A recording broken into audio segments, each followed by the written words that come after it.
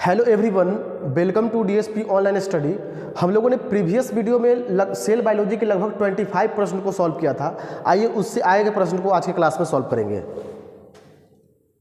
26 number प्रश्न क्या कह रहा है? 26 नंबर प्रश्न कह रहा है डीएनए निम्नलिखित में से किस कोशिकांग में संग्रहित होता है? डीएनए जो है निम्नलिखित में से किस कोशिकांग में संग्रहित होता है? तो डीएनए जो होता है न्यूक्लियस में पाया जाता है। कहाँ पे पाया जाता है? न्यूक्लियस में। डीएनए के फुल फॉर्म क्या होता है? Deoxyribonucleic acid. डीएनए में कई प्रकार के नाइट्रोजनस बेस होते हैं? तो 4 प्रकार के नाइट्रोजनस बेस होते हैं: adenine, thymine, cytosine, guanine. Adenine thymine जो है डबल हाइड्रोजन बंधन से जुड़ा हुआ रहता है। फिर इसके बाद साइटोसिन और ग्वानिन जो है ट्रिपल हाइड्रोजन बंधन से जुड़ा हुआ रहता है। इसके बाद नेक्स्ट क्वेश्चन देखिए। नेक्स्ट क्वेश्चन क्या कर रहा है? नेक्स्ट क्वेश्चन कह रहा है कि निम्नलिखित में से कौन सी कोशिकाएं आंत की परत में पाई जाती है? तो इंटेस्टाइन में यानी आंत में पाया जाता है इपिथेलियल कोशिका। ऑप्शन सी हो जाएगा इसका।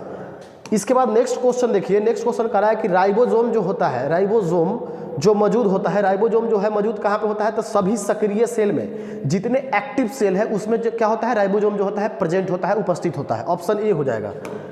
इसके बाद नेक्स्ट क्वेश्चन देखिए, कह रहा है जटिल चीनी को सरल शकरा से बनाया जा सकता है। किसके द्वारा? तो इसको बनाया जा सकता है गोल्जी उपकरण के द्वारा, गोल्जी बॉडी के द्वारा।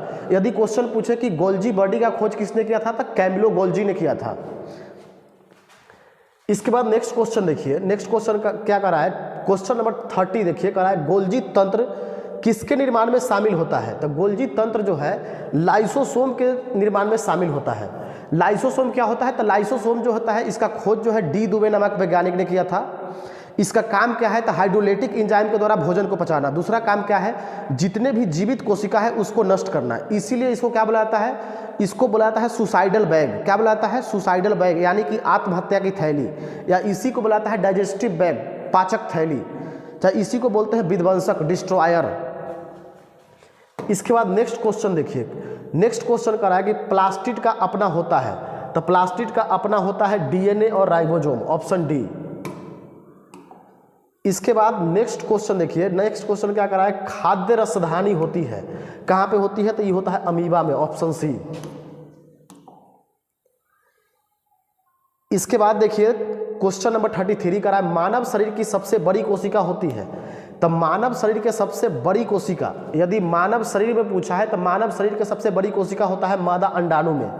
ओवम का जो कोशिका होता है सबसे बड़ा होता है। और सबसे छोटा पूछे तो किसका होता है? सबसे छोटा होता है शुक्राणु का, स्पर्म का।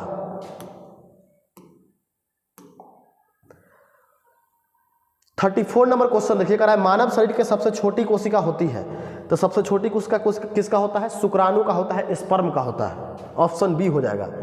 इसके बाद नेक्स्ट क्वेश्चन देखिए, कह रहा है कोशिका के वैज्ञानिक अध्ययन को क्या कहा जाता है? तो कोशिका के वैज्ञानिक अध्ययन को बुलाता है साइटोलॉजी। हिस्टोलॉजी बुलाता है टिश्यू के अध्ययन को। The study of tissue is called histology. मतलब टिश्यू के उत्तक के अध्ययन को बोलते हैं हिस्टोलॉजी। सेल के अध्ययन को बोलते हैं साइटोलॉजी या सेल बायोलॉजी, कोशिका विज्ञान। Pomology, study of fruit is called pomology. फल के अध्ययन को क्या बोलते हैं? पोमोलॉजी। इसके बाद है ophiology, study of snake is called ophiology. सांप के अध्ययन को बोलते हैं ऑफियोलॉजी।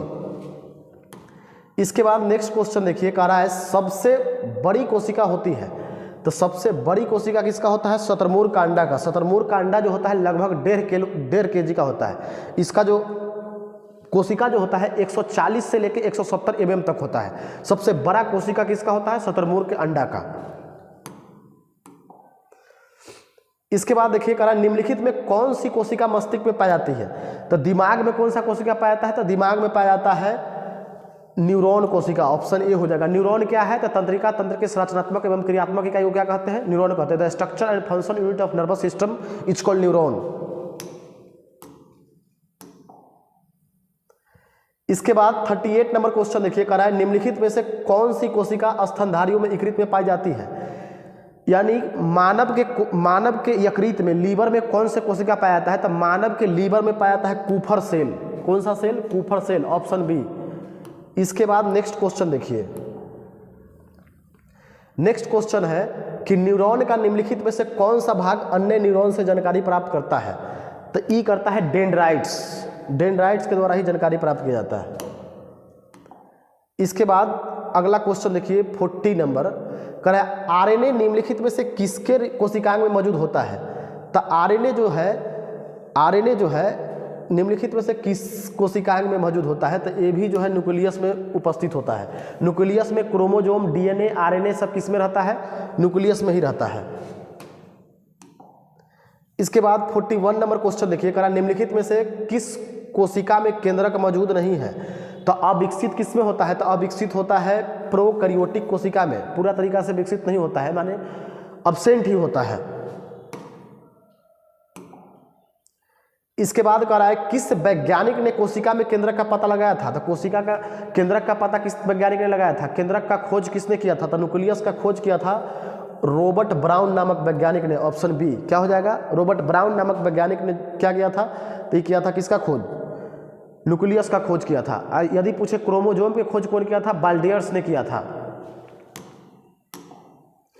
इसके बाद 43 नंबर क्वेश्चन देखिए, कह रहा है मानव शरीर की कोशिका कैसी होती है? तब मानव शरीर की कोशिका जो होता है अलग अलग होता है। इसके बाद नेक्स्ट क्वेश्चन देखिए, कह रहा है एक कोशिकीय अमीबा में कोशिका कैसी होती है? तो एक कोशिकीय अमीबा कोशिका कैसी होती है? तो आकार बदलती है। क्या होता है इसका? आकार बदलती है। प्लास्टिड रूपांतरित हो सकता है। तो प्लास्टिड रूपांतरित होता है क्लोरोप्लास्ट, क्रोमोप्लास्ट, ल्यूकोप्लास्ट सभी में। ऑप्शन डी हो जाएगा। इसके बाद 45 नंबर क्वेश्चन देखिए, करा है प्रत्येक कोशिका में कौन से गुण दिखाई देते हैं? प्रत्येक कोशिका में प्लाज्मा झिल्ली होता है, केंद्रक होता है, कोशिका द्रव होता है, सभी होता है। ये देखिए ये क्या है? ई है कोशिका, ई है कोशिका, ई है कोशिका झिल्ली, इसी को बोलते हैं प्लाज्मा झिल्ली। कोशिका झिल्ली या प्लाज्मा झिल्ली। एक अंदर होता है केंद्रक, एक के अंदर होता है कोशिका द्रव। तो क्या होगा? सभी होगा।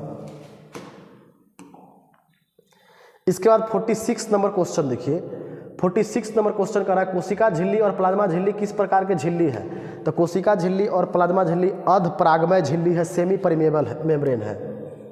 ऑप्शन सी हो जाएगा। इसके बाद नेक्स्ट क्वेश्चन देखिए, कह रहा है कार्बन डाइऑक्साइड और ऑक्सीजन कोशिका झिल्ली के आर पार किस प्रक्रिया द्वारा आ जा सकती है? तो ये आ सकती है विसरण के द्वारा। Option B. इसके बाद नेक्स्ट क्वेश्चन देखिए, कह रहा है अगर कोशिका को अल्प प्रासरण दाबी विलयन में रखते हैं तो कोशिका पर क्या प्रभाव पड़ता है? कोशिका जो होता है फूल जाता है। ऑप्शन ए हो जाएगा। इसके बाद नेक्स्ट क्वेश्चन देखिए, कह रहा है पादप कोशिका भित्ति किन अणुओं से बनी होती है? तो ये होता है सेलुलोज से बना। ऑप्शन ए हो जाएगा। सेलुलोज पूछे किससे बना होता है? तो लिपिड प्लस प्रोटीन से बना होता है।